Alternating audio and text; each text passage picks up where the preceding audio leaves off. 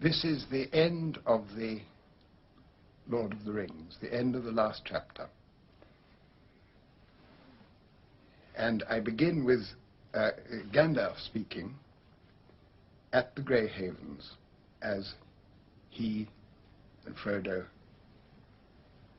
prepare to leave in the last ship.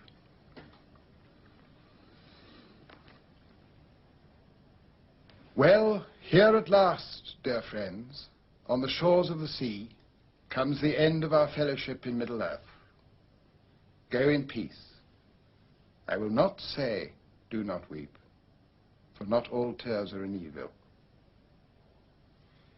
Then Frodo kissed Merry and Pippin, and last of all Sam, and went aboard.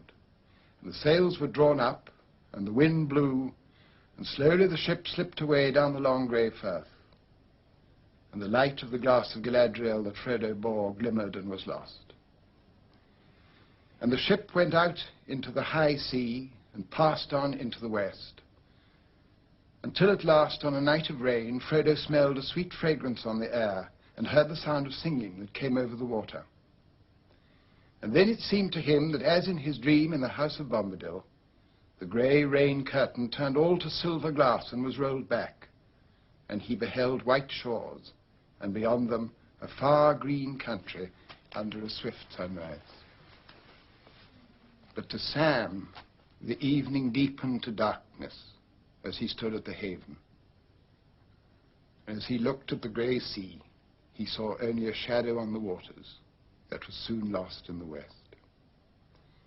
There he stood far into the night, hearing only the sigh and murmur of the waves on the shores of Middle-earth. And the sound of them sank deep into his heart. Beside him stood Merry and Pippin, and they were silent. At last the three companions turned away, and never again looking back, they rode slowly homewards. And they spoke no word to one another until they came back to the Shire, but each had great comfort in his friends on the long grey road. At last they rode over the downs and took the east road, and then Merry and Pippin rode on to Buckland, and already they were singing again as they went. But Sam turned to Bywater, and so came back up the hill as day was ending once more. And he went on, and there was yellow light and fire within, and the evening meal was ready, and he was expected.